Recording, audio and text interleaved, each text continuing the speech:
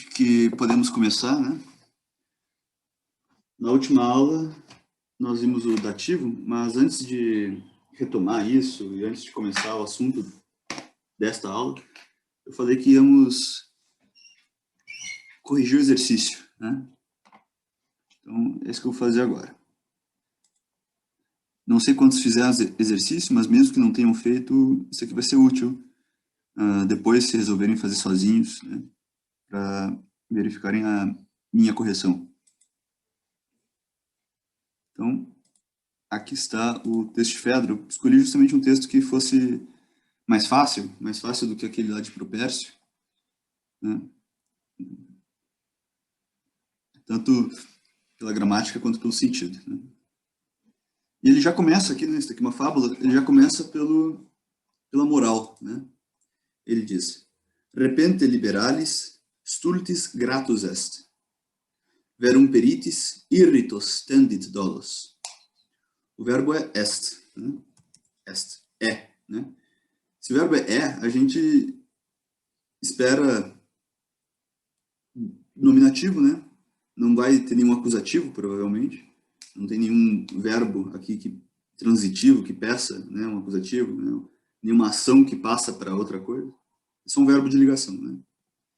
Então, a palavra é liberalis.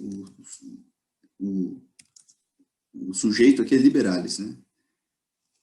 Liberalis, em latim, liberalis, liberale, é um adjetivo, geralmente, né? Mas os adjetivos, eles podem cumprir o papel de substantivo, às vezes, e é o caso aqui, né? Quer dizer, liberal, né? Num sentido mais... que hoje em dia é meio raro por essa palavra, pelo menos na fala cotidiana, mas que é um sentido, pelo menos assim, na literatura, bem corrente por essa palavra. Quer dizer, uma pessoa generosa, né? Daí vem a virtude da liberalidade, né? Que é o contrário da avareza.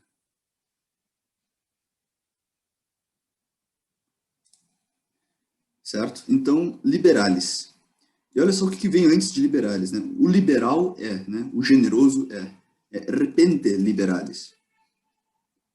Repente é um advérbio que quer dizer de repente, repentinamente, de uma hora para outra. Então, o de repente liberal, né? Então seria essa uma tradução mais literal disso aqui, seria o de repente liberal, o repentinamente liberal. O que quer dizer? Aquele que de uma hora para outra se faz liberal, se faz generoso, né? Esse repente aqui dá a entender que não é algo sincero, né? É uma transformação repentina, provavelmente tão falsa, né? Repente liberalis est o quê? O homem, a pessoa que de uma hora para outra se faz liberal, né? O de repente liberal é o quê? Gratus, agradável, bem-vindo, né? Um adjetivo que vai levar um dativo, né? Agradável para quem? Né? Stultis. Então nós temos esse adjetivo que nós vimos várias vezes já. Stultus, stultas, stultum, que é estúpido, tolo, né? E, como eu disse, o adjetivo pode fazer papel de substantivo às vezes, assim como no português, né?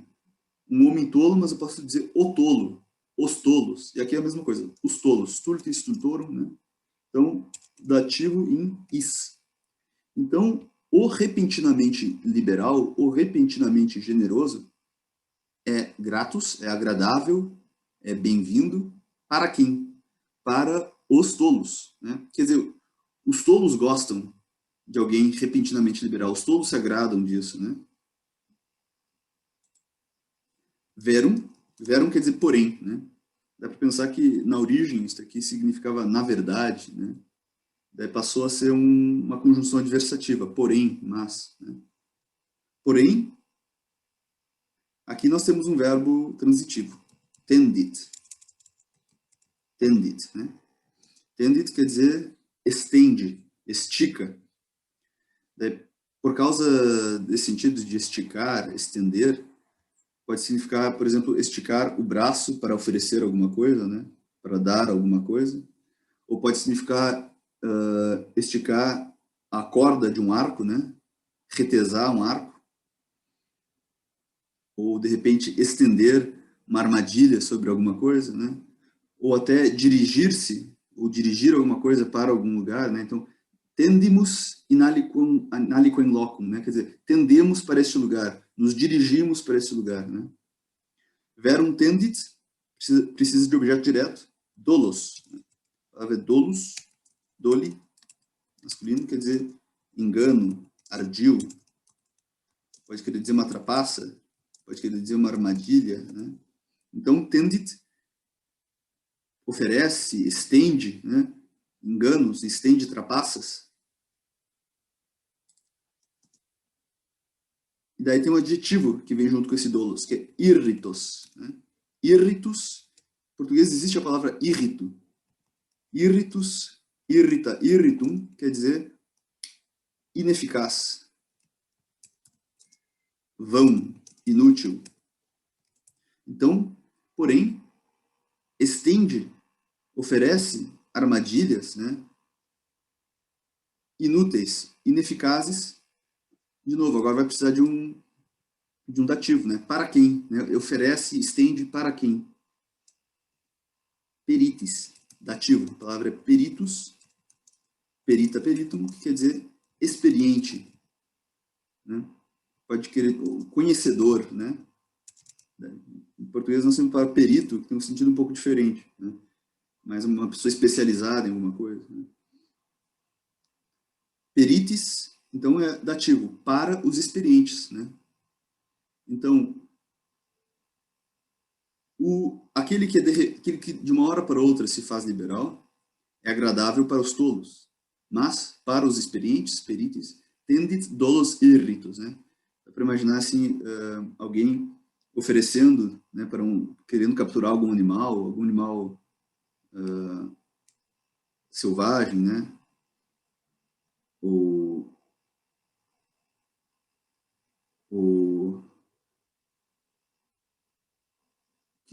pouco manso, assim, por exemplo, um gato, né, oferecendo uma comidinha para ele, então estendendo a mão, né? Por isso o verbo tendit, né? Estende, oferece, né? Enganos, ardis para os experientes, mas são ardis irritos, né? Vamos. Daí ele vai mostrar isso com a história. Daí ele diz assim: Nocturnus cum fur panem misis et cani, objecto temptam sancibo posset capi. Então, a gente começa reordenando isso aqui.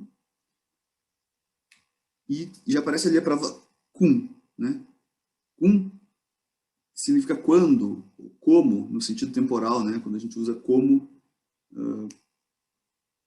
para falar, com um significado parecido com quando, né? Então, cum, daí o verbo é misicet, né? Misicet, verbo mito, botei aqui do lado, né? Mito, que é arremessar, mandar, né? Então, quando ou como tivesse arremessado, como tivesse mandado, ou quando tinha mandado, quando tinha enviado, né? Precisamos de um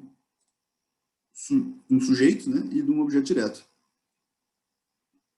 Daí nós temos que palavras nós temos aqui que podem ser objeto direto e que palavras aqui nós temos que podem ser sujeito, né? E ainda um objeto indireto, porque alguém vai mandar para alguém alguma coisa, né?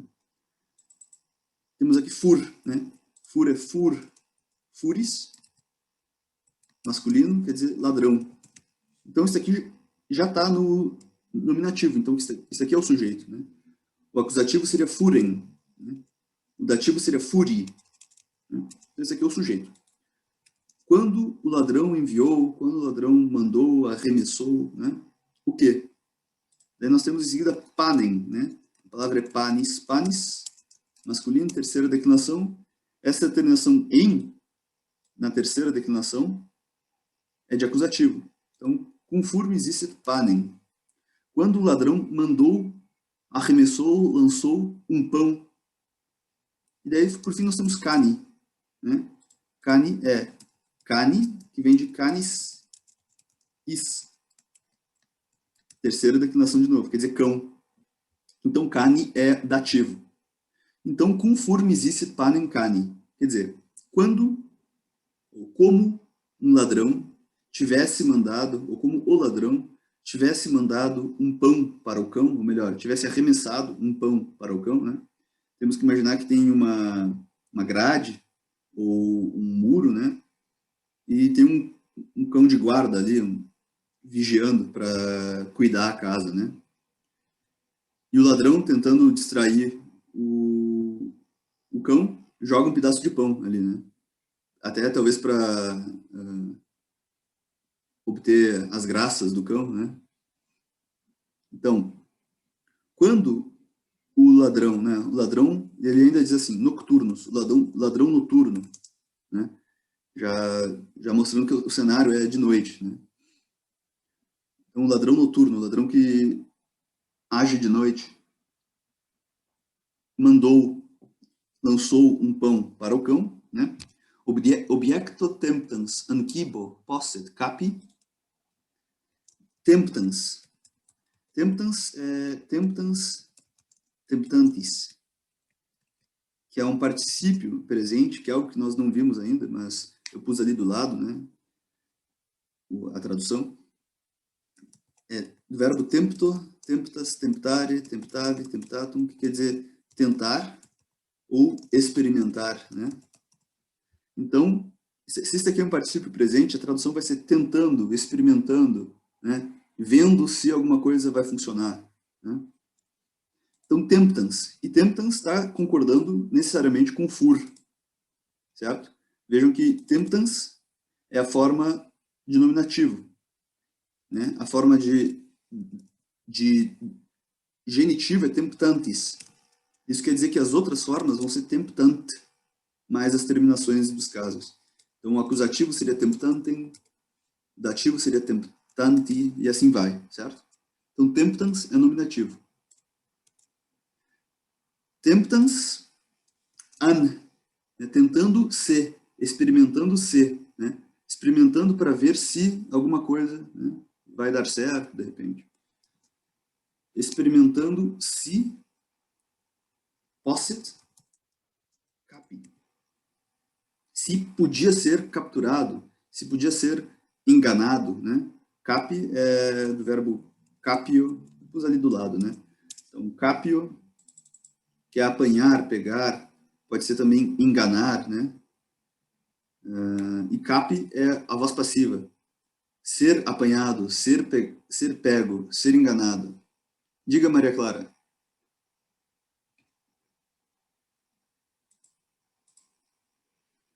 Como assim o verbo está no nominativo? Isso aqui é uma forma do verbo em que, na verdade, ele funciona como um adjetivo, né? Então, isso aqui não é um verbo inteiro, né?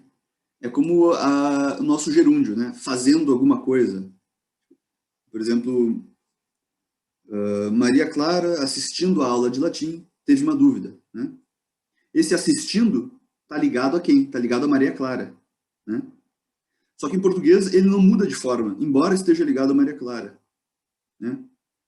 Se eu digo, os alunos assistindo a aula, né, tiveram uma dúvida, né? O professor fez uma pergunta aos alunos assistindo a aula, né?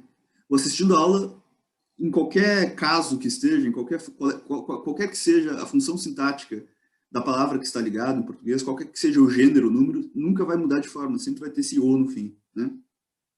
Em latim, isso não é assim, né?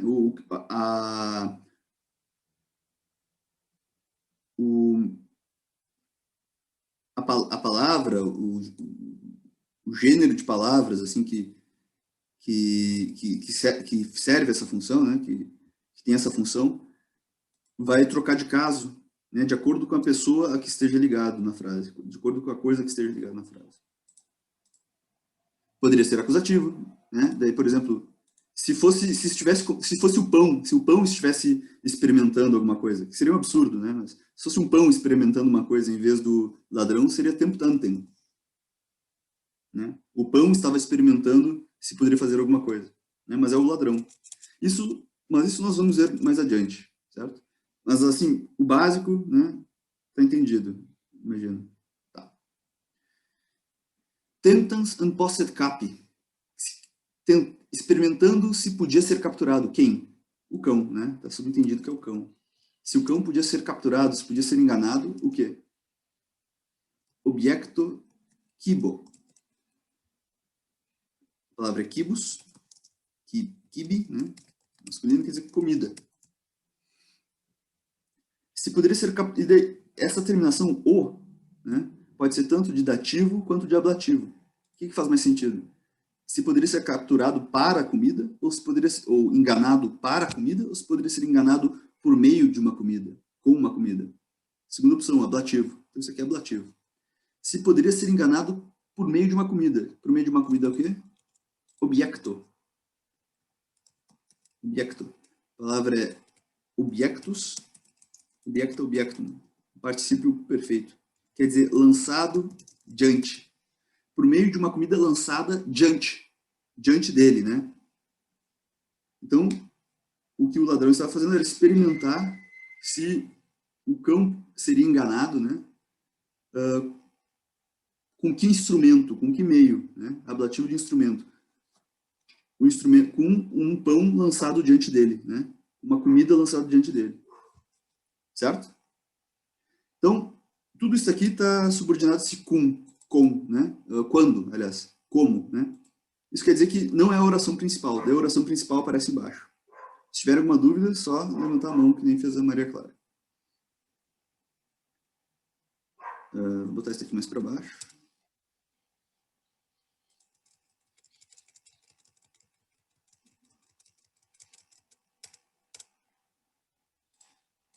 Daí o verbo que aparece aqui é inquit, né?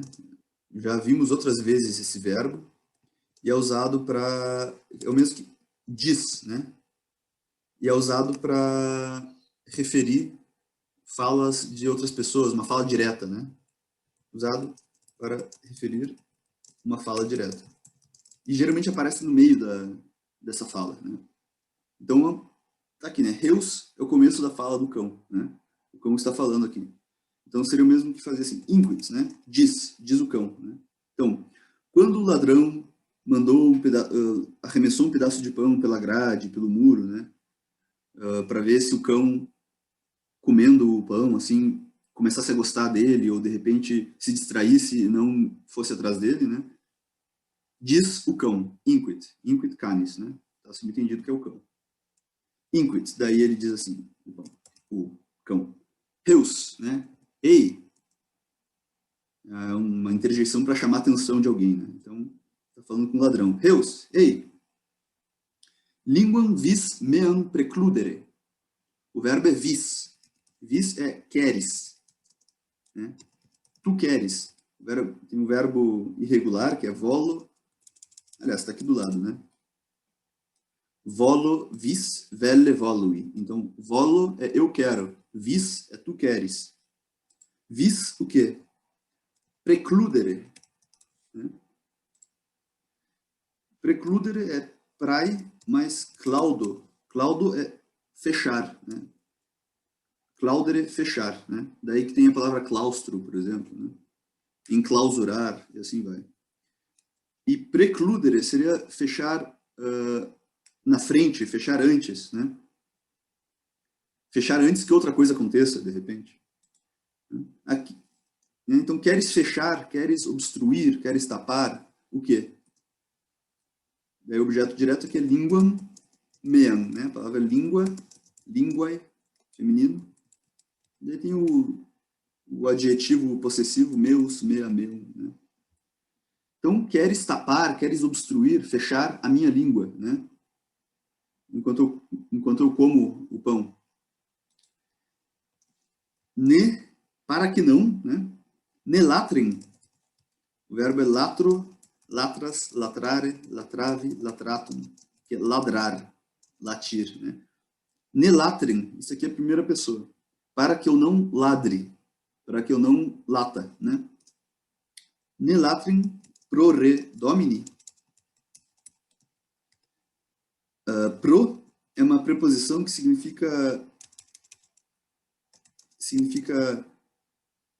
pode significar várias coisas, mas um dos significados mais básicos é pelo bem de, em defesa de, né? Outros contextos pode significar no lugar de, né? Então, pro re é pelo bem de alguma coisa, em defesa de alguma coisa. Então, temos que saber o que é re. Re é simplesmente o substantivo res, rei. Feminino quer dizer coisa. Pela coisa. Pela coisa. E daí tem o domini, que é dominus, domini. Masculino que é senhor. Né? O senhor, o dono. Senhor, dono, né? Então, isso aqui é genitivo, domini, né? Pela coisa do senhor, né? Pelo bem da coisa do senhor. Coisa aqui quer dizer a riqueza, né? Ou os bens, as posses, né? Então, para que eu não ladre em defesa dos bens, das posses do senhor, né? Do meu senhor, no caso. Do senhor do cão, né? Do dono do cão. Do meu dono, certo? Então, isso que está dizendo o cão, né? Queres tapar a minha língua? Queres fechar a minha língua? Obstruir a minha língua? Para que eu não ladre, prorre, em defesa das posses, domini, do senhor, do dono, né? Do meu dono. Daí diz assim, multum falleris. O verbo é fallo, vai estar assim no dicionário, fallo, fallis, fallere, fefelli, falsum, né? Essa última parte já indica qual é o significado do verbo para nós que falamos português, né? Quer dizer, enganar. Então, e falleris é o mesmo que és enganado, ou ainda pode significar te enganas, né? Então ele diz multum falleris, muito te enganas, né? Não é o que vai acontecer, muito te enganas. Seguindo então,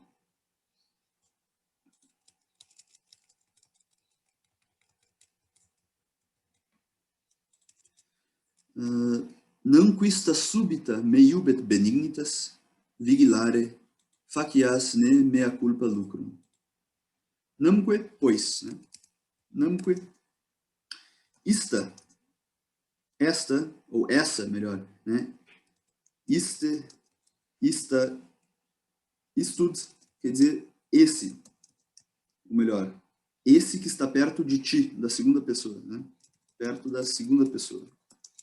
Então seria algo como dizer essa tua, ou essa perto de ti, né? Nós não temos uma palavra que, um pronome demonstrativo que tenha esse sentido tão particular, né? Esse perto de ti. Mas dá para traduzir por esse, não? Pois essa, daí, o que é o... Qual é o verbo aqui, antes de tudo, né? É iubet. Iubet, o verbo é iubeo, né? Tá ali do lado, na verdade. Iubeo, né? Mandar, ordenar, obrigar, forçar.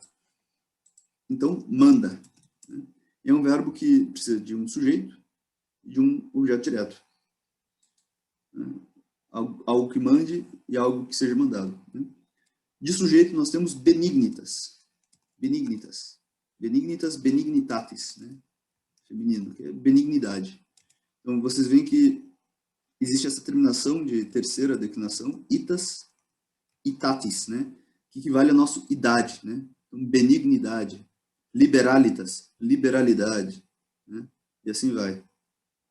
Então, é benignidade. Então, namque ista benignitas, pois esta benignidade, benignitas, súbita, né? Esta súbita benignidade, essa repentina benignidade, como ele falou lá em cima, né?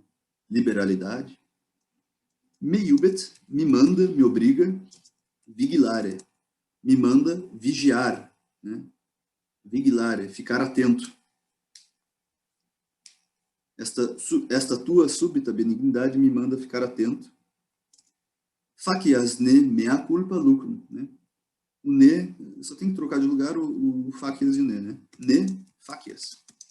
Para que não faças, para que tu não faças. Lucrum, para que não faças lucro, né? No caso, roubando, né? Mea culpa. Esse mea culpa, obviamente, não pode ser nominativo, né? Poderia ser, se virmos a palavra culpa, assim, sem nenhum contexto, culpa, né? Que é culpa é feminino, poderia ser tanto nominativo quanto ablativo. Mas aqui não pode ser nominativo porque o sujeito é o ladrão. Tu faças, né? Então, nominativo tem que ser sujeito, isso aqui não pode ser sujeito. Então, isso aqui tem que ser ablativo. Mea culpa, por minha culpa, né? Ablativo, por minha culpa. Para que não faças lucro, por minha culpa, né? Certo? Para que não consigas roubar e assim fazer lucro, por minha culpa. É muito comum esse ablativo, né? Culpa mais alguma palavra que indique de quem é essa culpa, né? Aqui nós temos o adjetivo meus, mea meum, que é aquele adjetivo possessivo, meu, minha, né? Então, por minha culpa. Mas eu posso dizer, por exemplo, culpa canis, por culpa do cão, né? Por culpa do cão, o ladrão conseguiu roubar, né? Por exemplo. Tem outras palavras que dá para usar de forma parecida. Ópera, por exemplo. Ópera, quer dizer operação, né? Obra. Então, por operação, né, de não sei quem, né, conseguiu fazer isso. E causa também dá para usar nesse sentido, só que geralmente indica a finalidade de uma ação, né? Então, por exemplo, eu digo causa tui, por causa de ti, né, eu fiz tal coisa. Quer dizer, para te alegrar pelo teu bem, né? Daí indica causa final de alguma coisa. Ou gratia também, geralmente indica a causa final, né? Certo? Então, é isso daqui, né? Isso aqui, esse aqui foi o tema e aqui está o tema corrigido. Se tiverem alguma dúvida, podem fazer antes de eu passar para a próxima parte.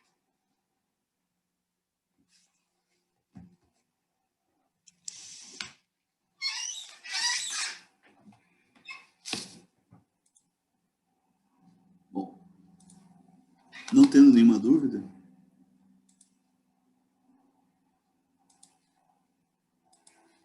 eu tenho aqui um quadro, uma tabela, um resumo dos casos, né? Porque agora nós vimos já todos os casos e vimos o sentido básico de todos eles, né? Então, na primeira aula nós vimos o nominativo e o acusativo, né? Me pareceu que fazia sentido que os dois viessem juntos, né? Sujeito do verbo, quem realiza a ação, e objeto direto, quem sofre a ação. Depois nós vimos o ablativo, daí o genitivo, daí o dativo, né? Vejam que, com exceção do nominativo e do acusativo, que são o sujeito e o objeto direto, todos os outros casos, né, o genitivo, o dativo e o ablativo, vão precisar ser traduzidos com alguma preposição, né? O genitivo, geralmente de, né, indicando a posse, né, o filho de Maria, né? O dativo, geralmente com a ou para, né? Eu dei uma flor para aquela menina, né? E o ablativo com várias preposições, né? O ladrão tentou enganar o cão com um pedaço de pão, né? Por meio de um pedaço de pão. Eu ando a cavalo, né? Isso tudo vai ser traduzido por ablativo, certo? Ou seja, na tradução, essas palavras, as palavras que estejam no genitivo, no dativo, no ablativo, vão levar a preposição. Mas no latim não vão levar a preposição, pelo menos nos sentidos que nós vimos dessas palavras até agora, né? Quer dizer, o ablativo, quando cumpre papel de instrumento, meio, restrição, todas essas coisas que nós vimos, né, não vai levar preposição nenhuma, embora seja traduzido com preposição ao português, né? Pois bem, isso não quer dizer que não existam preposições em latim, né? Em algumas ocasiões, a frase vai precisar de uma preposição para não ficar ambígua, né? Ou até porque os casos em si mesmos não vão suprir essa função, não vão conter sozinhos esse sentido, né? Então vão precisar, às vezes, de alguma preposição para dar esse sentido a eles, né? Não vão ser os sentidos que já têm esses casos sozinhos, né? O dativo, por exemplo, já significa sozinho para quem tu dás alguma coisa. Então, para isso nunca vai precisar preposição. O genitivo já indica de quem é alguma coisa, né? A quem pertence alguma coisa. Então, para isso também não vai precisar de preposição. Ou quando o ablativo indica o meio, o instrumento, né? Mas para outras coisas, a preposição pode ser necessária. Então, vamos ver agora isso.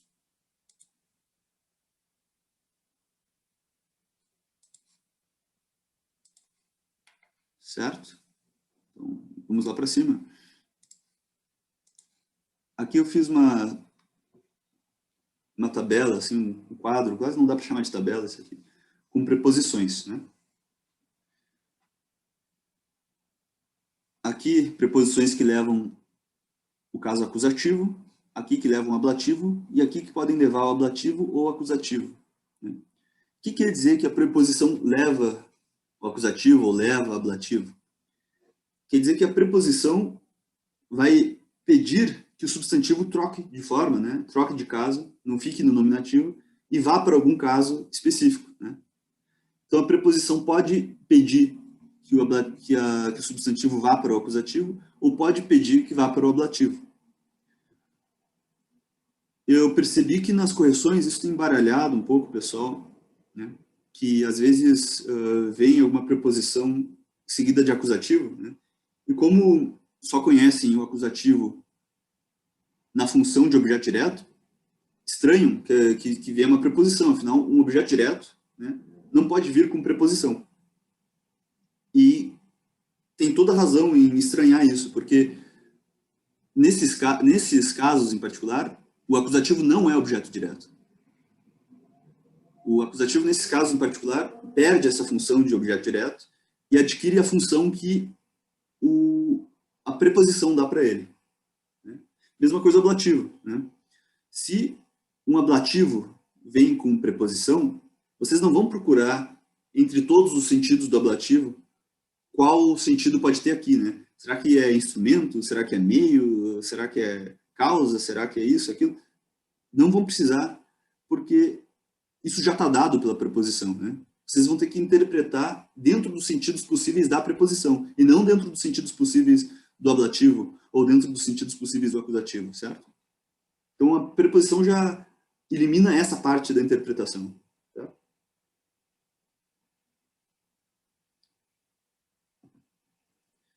Dito isso, percebam que,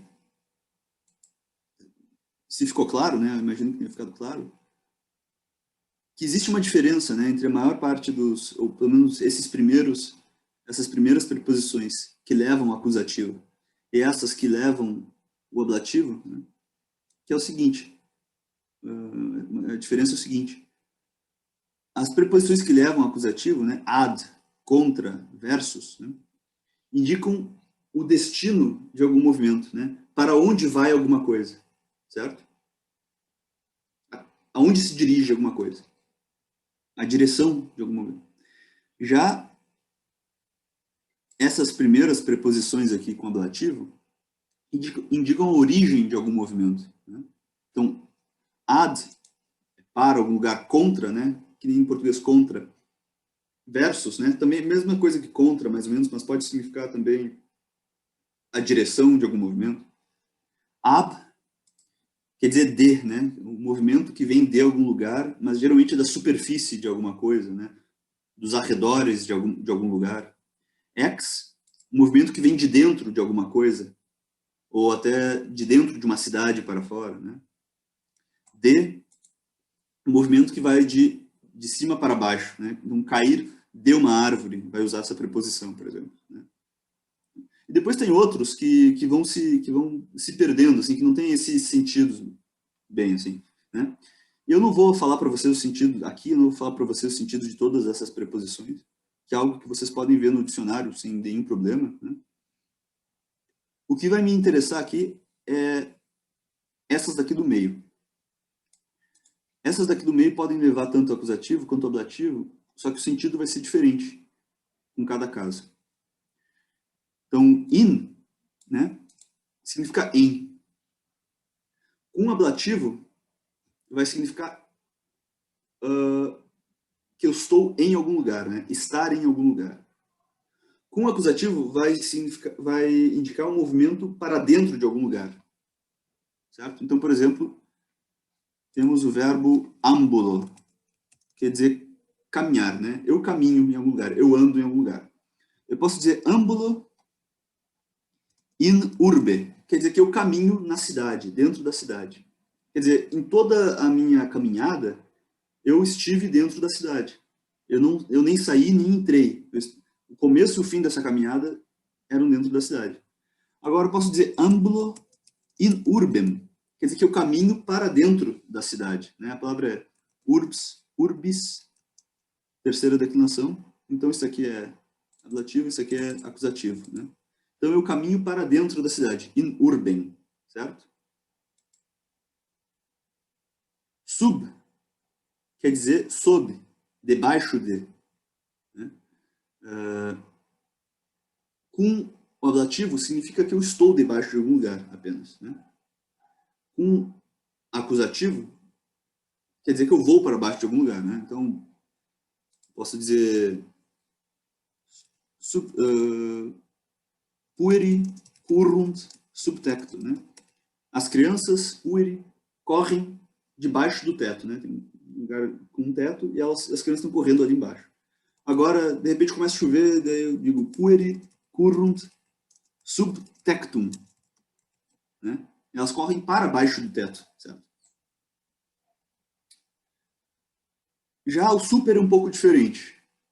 O super, tanto com acusativo quanto com ablativo, significam que alguém está acima de algum lugar, sobre algum lugar. Né? Geralmente o acusativo indica que a pessoa ou a coisa está se movendo em cima desse lugar, né? Mas não é que ela vai para cima desse lugar, ela só está se movendo em cima desse lugar. E com ablativo indica repouso, né? Que a coisa está em repouso em cima desse lugar. Com ablativo pode ainda ter aquele significado que tem a preposição sobre em português, né? Quando a gente pergunta o assunto de alguma coisa, né? Sobre o que é esse livro, né? Sobre o que estão falando, né? Com ablativo, geralmente. Certo? Eu vou, então, passar aqui para baixo, para alguns exemplos, para mostrar para vocês alguns usos dos autores, né? Dessas preposições com acusativo e com ablativo. Né? Se tiverem alguma dúvida, podem fazer agora. Né? A pergunta.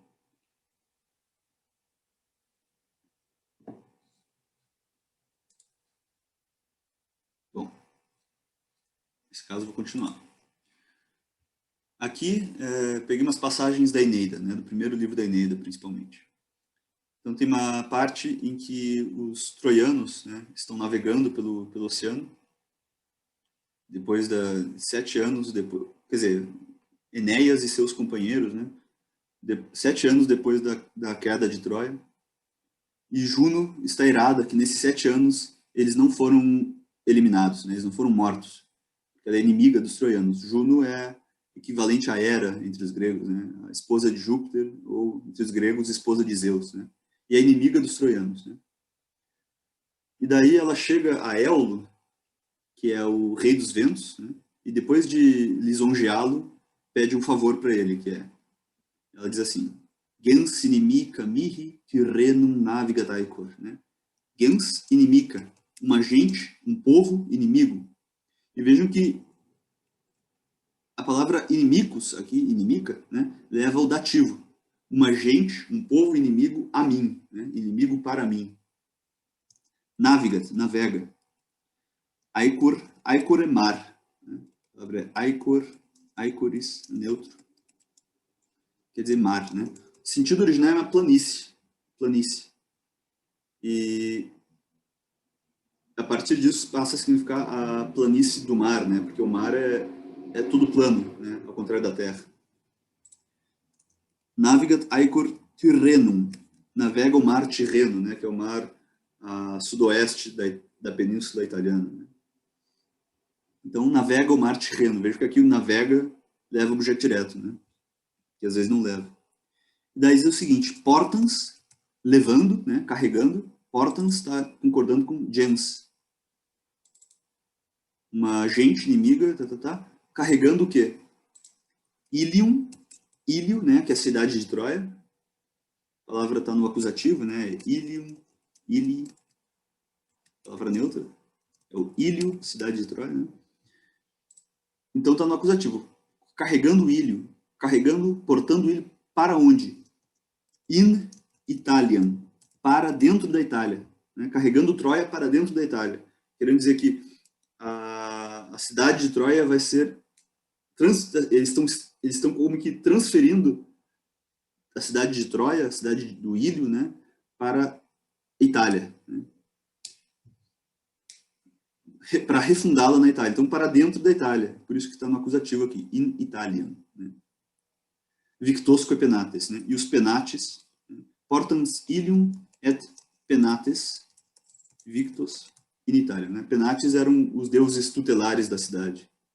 Então, e os penates vencidos, derrotados pelos gregos, no caso. Né?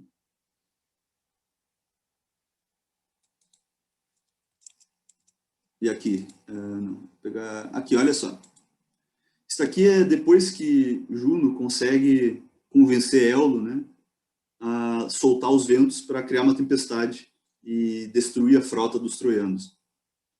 Então, no meio dessa a tempestade surge, assim, né? Os ventos levantam ondas enormes num lugar, em outros lugares o mar baixa quase até o fundo, né? E os navios são lançados contra pedras ou são virados, né? A tempestade faz um enorme estrago na frota de Enéas. Daí, aqui é uma parte da descrição dessa tempestade, né? Então, assim, apparent rari nantes singurgite vasto, né? Apparent, aparecem raros, né? Quer dizer, raros homens, né? Um e outro aqui e ali, né? Apparent rari nantes é nadando, né? Quer dizer, eles foram lançados para fora dos seus navios, os seus navios foram quebrados ao meio. Nantes onde? In gurgite. Gurges. Gurgitis, masculino, quer dizer um abismo ou um redemoinho no meio do mar. Ou pode significar simplesmente o mar, né? Principalmente o mar no meio de uma tempestade, ou o mar quando ele engole os homens, né? Por causa de uma tempestade, de um naufrágio, certo? Então aparecem uns raros marinheiros ali, nadando, né, no meio do vasto redemoinho, em Gurgite vasto. Vejam que isso aqui está no ablativo e não no acusativo, porque não está dizendo que eles estão nadando para dentro do mar ou para dentro do remoinho, mas eles estão na superfície ali do mar, do redemoinho, nadando, né, tentando sobreviver, certo?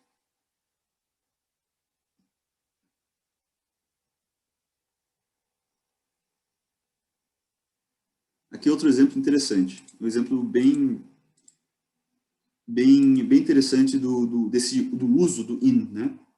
Como eu disse, o in significa um movimento para dentro de alguma coisa. Por causa disso, ele pode significar também um movimento hostil, né? Por exemplo, uma espada indo em direção aos órgãos de alguém, né? Tentando entrar no corpo de alguém, né? Tu vai usar o in para falar disso. Ou um discurso que é proferido contra alguém, né? Que tem como finalidade ferir alguém ou condenar alguém, também vai usar o in com acusativo. E também a finalidade de alguma ação pode usar o in com acusativo. Como é o caso aqui, olha só. Então isso aqui é depois daquela tempestade, os troianos, né, a maior parte da frota afundou, foi perdida, a maior parte dos homens morreu. E então eles resolvem parar ali na costa africana, né, eles estão perto dali. E depois de um tempo, Enéas tentando, ele sobe para o alto de uma colina para ver se consegue enxergar algum navio perdido ao longe, né, de algum companheiro seu. Não enxerga nenhum, mas na praia ele vê uns cervos, né, um animal correndo por ali. Ele atira, consegue matar um 7, e depois ele leva, e alguns outros levam para o resto dos companheiros os animais para eles comerem, né, fazerem um churrasco. E daí diz aqui, ele, né, os homens ali, eles se akingunt praedai, né, se preparam para a presa, né, para comer a presa, da pibusque futuris, e para o futuro banquete, né, da pibusque futuris. Tergora deripiunt costis, arrancam tergora. Deripiunt é arrancam, né? Tergora é a pele, então arrancam a pele das costelas, costis, né? Et viscera nudant, e desnudam e despem as vísceras, quer dizer, arrancam a pele e fazem as vísceras aparecerem, né? Pars, quer dizer, parte dos homens, infrusta secant. Secant é cortam, né? Então, pars secant. Parte dos homens cortam, daí está subentendido kervum, né? O kervos, né? Os servos ali. Infrusta, em pedaços, em bocados. Olha só, a palavra, vou botar aqui no itálico, só para ficar mais destacado. A palavra é frustum frusti, palavra neutra, quer dizer pedaço, bocado, né? Então isso aqui, essa terminação em A é de acusativo plural. Se vocês virem a tabela, né? Segunda declinação neutro, plural, tem A, né? Então pars secant kervos in frusta, né? Então partes cortam a carne em pedaços, né? Vejam que isso aqui está no acusativo, né? Indicando a finalidade da ação de cortar, certo? Outro exemplo interessante de um uso parecido, que indica a finalidade, né? Ou o resultado de alguma ação, tem uma parte ali das metamorfoses de Ovídio, em que o herói Perseu está voando por cima da Líbia, né? Do deserto da Líbia, carregando a cabeça da Medusa que ele tinha cortado, ou que ele tinha obtido, não tenho certeza. E enquanto ele voa ali por cima, vão caindo gotas, né, do pescoço dela. E as gotas são engolidas pela terra, né? O vídeo diz assim: a terra absorve as gotas e as anima em cobras. Quer dizer, e as aviva em cobras, né? E daí ele usa o acusativo, né? A palavra cobra é anguis, e ele diz in anguis, acusativo plural, terceira declinação. Então, isso aqui indica o resultado da animação, né? Da ação de animar, né? Que a terra faz com as gotas de sangue da medusa, né? E daí, isso aqui e com isso ele explica por que aquela região ali, aquele deserto, é tão cheio de cobras, né? Eles nasceram das gotas de sangue, elas nasceram das gotas de sangue da medusa. Certo? Aqui tem um exemplo do super, um ablativo indicando o assunto, né, de alguma coisa, né? Então, por exemplo, aqui Dido, rainha de Cartago, né, que depois de acolher os troianos ali que tinham desembarcado na costa africana, né, faz um banquete com eles aquela noite e começa a perguntar sobre as viagens deles, sobre Príamo, né, que era o rei de Troia, que era famoso, sobre Heitor, que era um filho de Príamo e famoso guerreiro também, né? Daí diz assim, Virgílio, né? Rogitans, perguntando. Rogitare é perguntar muitas coisas, né? Então, rogitans, multa, perguntando muitas coisas, né? Rogitans, multa, perguntando muitas coisas. Super Príamo, sobre Príamo, né? A respeito de Príamo. E a palavra é Priamus, Priami, masculino. Então, Príamo, está no ablativo. Né? Multa, super, hectore, né? A palavra é Hector, Hectoris. masculino. Isso quer dizer que Hector é ablativo, né? Terceira declinação. Isso aqui também é uma passagem interessante. Se eu estiver indo muito rápido, se quiserem fazer alguma pergunta, sintam-se à vontade.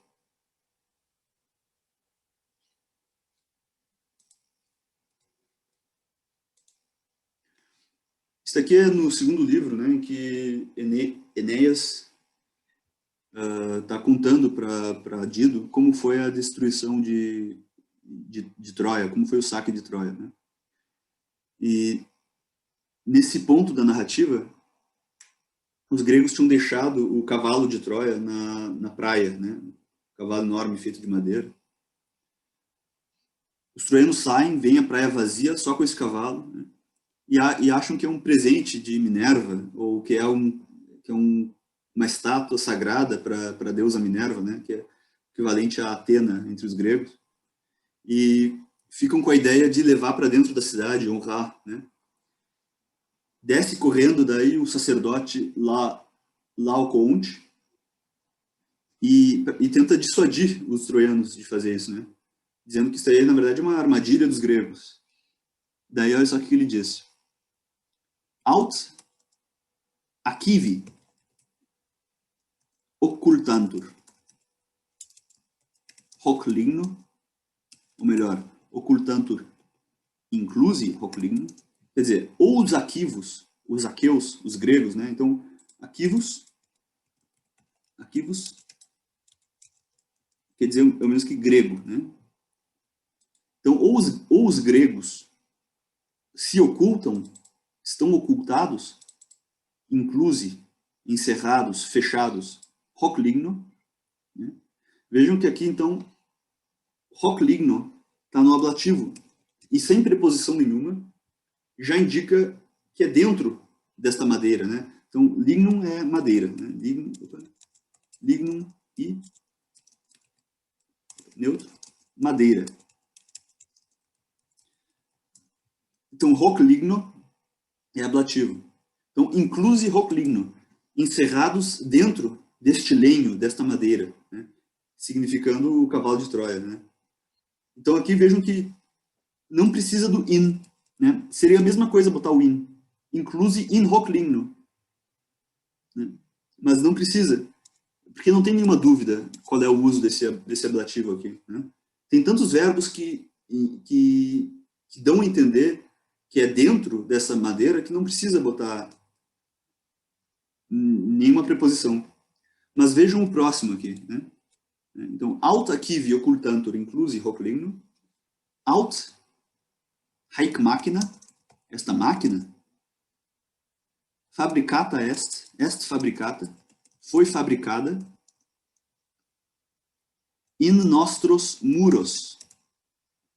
Agora tem o in, só que não é um in com ablativo, seria in nostris muris, né? In nostris muris seria o ablativo. Mas é in nostros muros, com acusativo. In nostris muros, né? Então, ou esta máquina foi fabricada, daí in nostris muris daria a entender que foi fabricada dentro dos muros da cidade. Mas é in nostros muros, que é contra os nossos muros.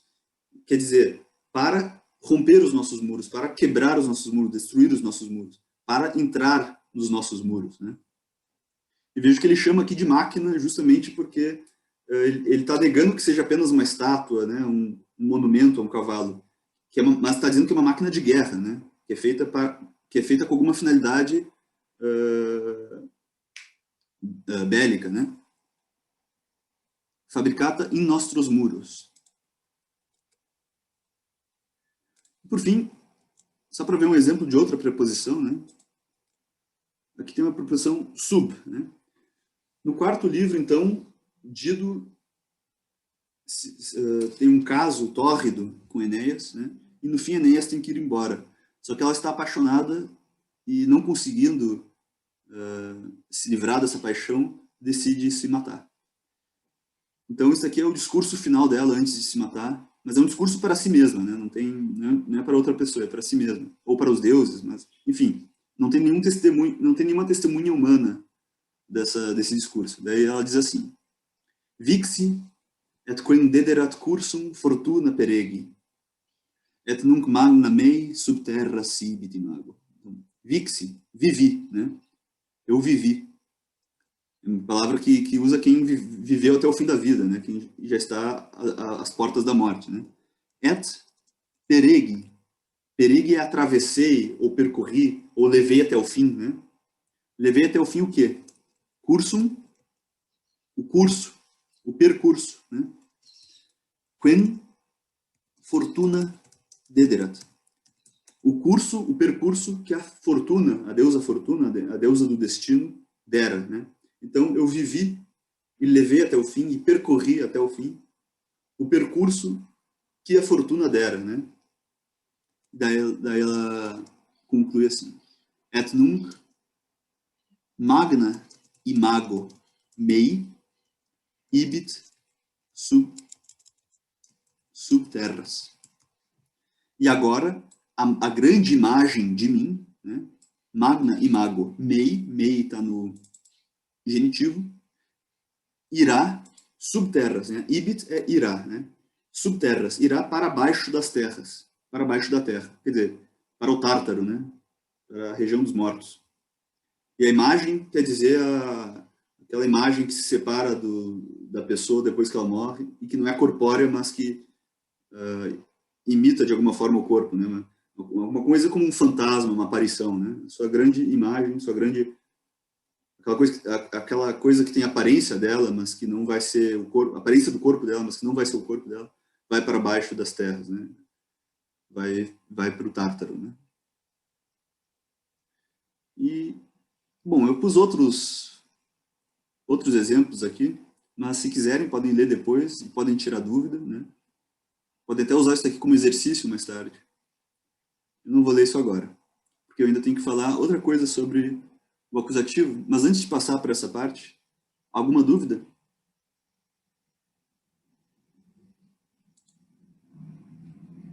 Tranquilo aqui. Tá certo. Então,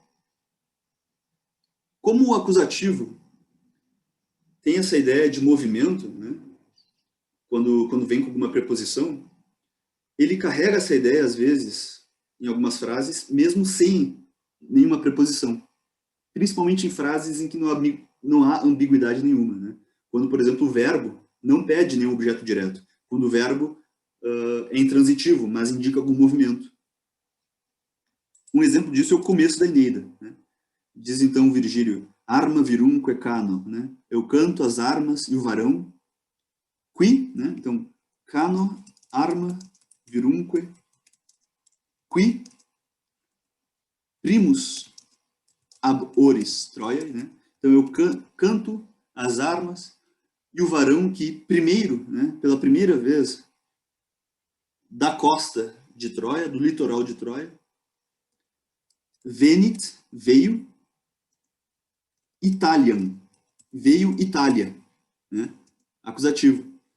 O normal seria dizer venit in Italian, ou venit ad Italian, mas Virgílio não coloca nenhuma preposição aqui, porque não precisa. Porque o verbo vir, né, já indica que é um movimento que há, não é nenhuma ação transitiva, né? Então Itália só poderia ser isso, só poderia ser a finalidade desse movimento, né? Claro, isso daqui é um uso mais poético, na prosa isso daqui não é tão comum. E mesmo na poesia não é tão comum assim, principalmente com essas palavras aí. Onde mais veio, né? Italian, et, litora, Lavínia. E para os litorais, né? A palavra é litus, litoris, neutra. Se é litus, litoris, neutra, quer dizer que é litur, daí se junta a e se faz o plural, né? É neutro, então o plural nominativo é o plural acusativo. Então isso aqui é acusativo. Então veio para a Itália, mas ele disse simplesmente veio Itália e os litorais lavínios, né? Lavínios porque é o litoral próximo à cidade de Lavino, que é onde chegou Enéas, né? Certo? Por fim, tem algumas palavras que raramente levam preposição, quando tem o sentido de movimento, né, em direção a elas, né? Então, que palavras são essas? Tem a palavra domus, que significa casa. E essa palavra, quando vai para o acusativo, pode ser objeto direto, mas pode ser também, pode indicar também a finalidade, o destino de algum movimento, né?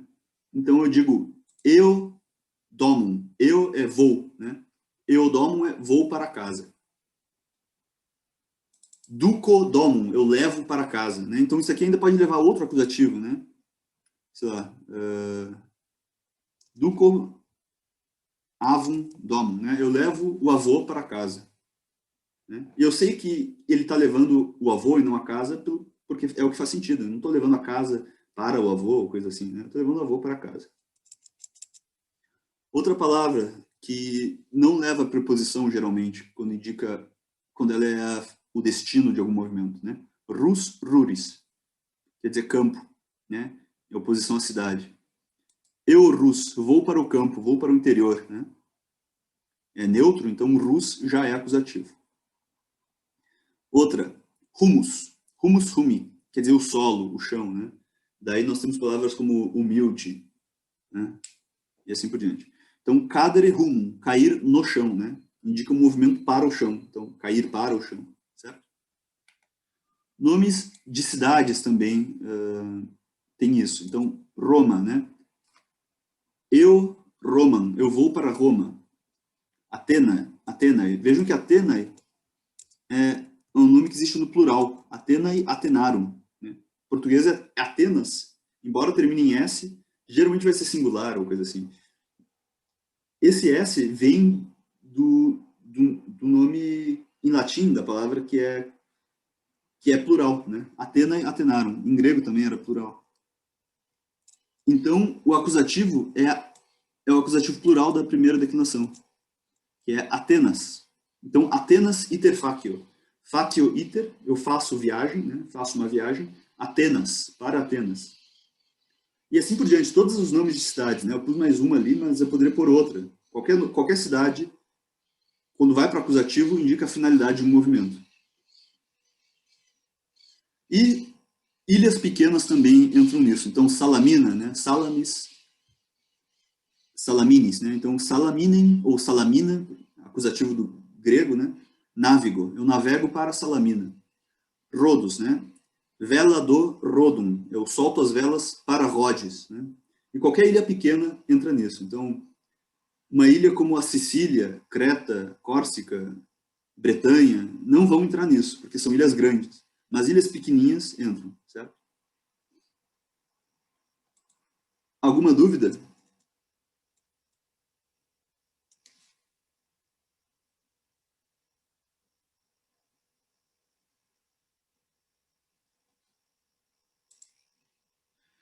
Como que se utiliza no latim a palavra Atenas no singular?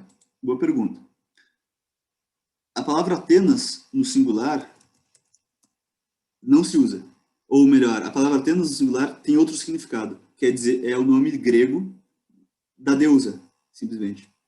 Atena, Atenae, quer dizer a deusa Atena. Ou Minerva, né? Os latinos vão dizer Minerva, eles não vão dizer Atena. Né? Daí o nome da cidade é Atenae. Pode ser estranho isso, mas o nome da cidade é um nome plural. Né? É um nome que é sempre no plural. Né? Eu vou para as Atenas. Né? Sendo que é sempre... Mas é um só lugar. Né? É um nome próprio que é plural, por acaso. Tem vários nomes que são assim. Não me ocorre nenhum agora, sei lá, cidade de Ostia. Né? Ostia é Ostia Ostiorum. Né? Ostium quer dizer porta. Então é a cidade de portas. Seria algo assim. Os latinos, às vezes, usavam no feminino, simplesmente, Ostia, Ostia, né? E deixavam no singular. Mas tem umas cidades que são assim, né? Plural. Certo? Alguma outra dúvida?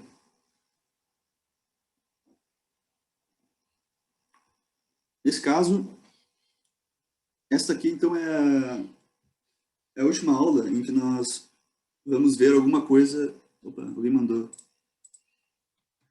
Tem algum porquê específico em relação às ilhas pequenas? No italiano também tem especificidades para ilhas pequenas. Não sabia dessa do italiano. Eu não sei, na verdade. Eu imagino que seja a mesma regra das cidades, né? Uma ilha pequena geralmente só vai ter uma cidade, não sei. Vai ser toda ocupada por uma cidade, de repente? Não sei. Já uma ilha grande é como se fosse pode ter várias cidades. Eu realmente não sei, na verdade. Eu tenho no máximo palpites, chutes a respeito disso.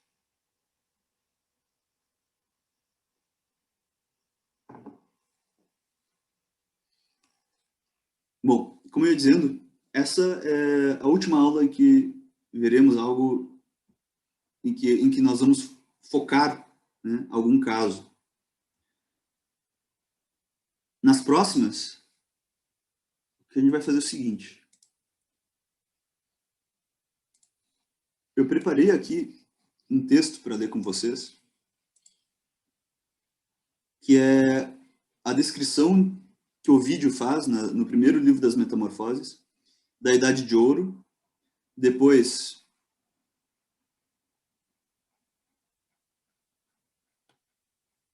lá para baixo.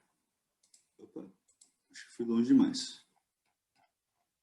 Da Idade de Prata, Aetas Argentea, né?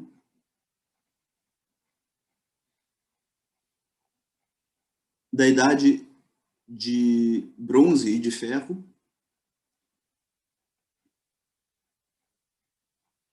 e por fim, da gigantomaquia, né? Que é quando os gigantes, né, filhos da Terra, tentaram tomar o Olimpo. Deu aqui 12 páginas, né? Mas é porque eu separei bastante uma parte da outra, para ter bastante espaço, assim, para, de repente, se imprimirem e fazerem uma análise ali, né?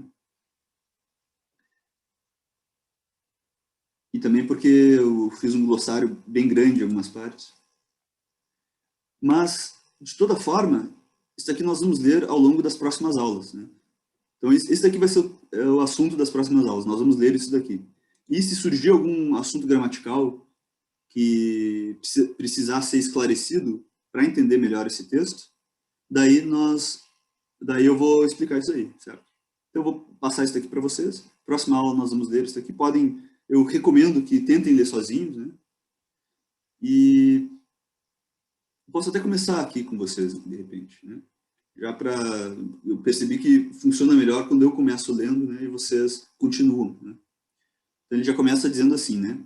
Aurea prima satas taitas, né? Assim, aitas, aurea prima sata est, né? Então, a idade áurea de ouro, né?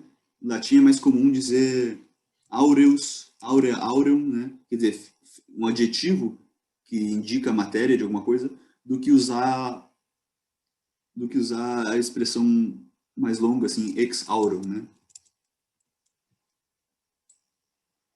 Então, áurea, a idade de ouro, aetas aurea, prima sata est, quer dizer, a primeira foi semeada. A idade de ouro primeira foi semeada, querendo dizer, a idade de ouro foi a primeira a ser semeada, né? A primeira que nasceu, a primeira a ser gerada, né? Certo? Daí diz ali, quae vindique nullo, quae, tirar isso aí, quae colebat fidem rectunque, né? A qual cultivava, cultivar pode ter o sentido de lavrar também, ou de cultuar, né?